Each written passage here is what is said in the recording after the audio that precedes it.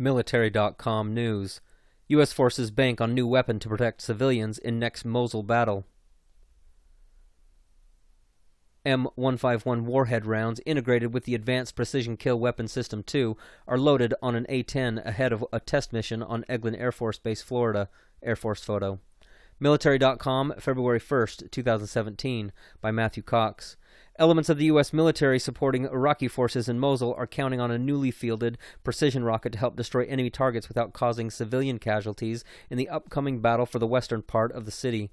After more than 3 months of heavy fighting, Iraqi security forces have liberated the eastern portion of Mosul after killing a tremendous number of Islamic State of Iraq and Syria fighters, Air Force Colonel John Dorian, spokesman for Combined Joint Task Force Operation Inherent Resolve, told reporters Wednesday at a Pentagon briefing.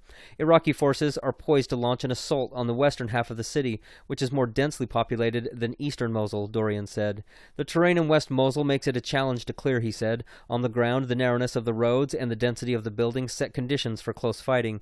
Coalition leaders, however, are confident they can continue to use airstrikes to support Iraqi ground forces, without causing drastically increased civilian casualties or collateral damage, Dorian said.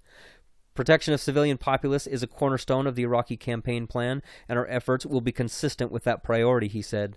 One advantage that the coalition has is the Advanced Precision Kill Weapon System 2, Dorian said. This is a laser-guided, high-precision, low-collateral damage weapon that provides the capability to engage targets, including moving targets, in dense urban terrain, he said. These precision weapons were fielded last year within 6 months of congressional approval and are now being used for close air support missions by Air Force A-10s and Marine AV-8B Harriers, Dorian said.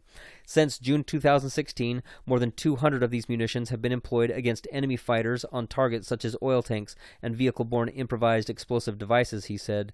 More than 60 have been used in and around Mosul. Dorian would not say when the operation to liberate western Mosul would begin. Coalition forces are helping Iraqi forces with planning, advice, airstrikes, and intelligence, surveillance, and reconnaissance support. Airstrikes have killed 18 ISIS leaders since last October, forcing the extremist organization to replace these key commanders with less experienced leaders, Dorian said. Reports indicate that ISIS forces are displaying desperate behavior as they struggle to hold on to Mosul.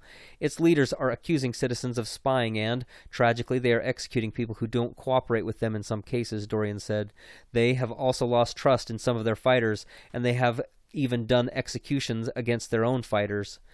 After the recent capture of Mosul University, Dorian said Iraqi forces discovered a chemical weapon production facility ISIS had been using to make mustard agent, a chemical weapon that creates large blisters on the skin and lungs.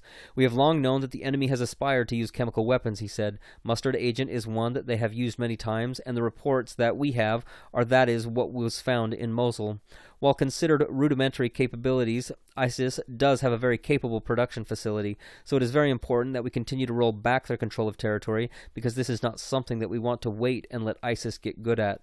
Once Mosul has been liberated, it is likely that Iraqi forces will turn their sights on other pockets of ISIS-held territory in the country, but for now, it's all West Mosul all the time, Dorian said. Matthew Cox can be reached at matthew.cox@military.com. Military.com.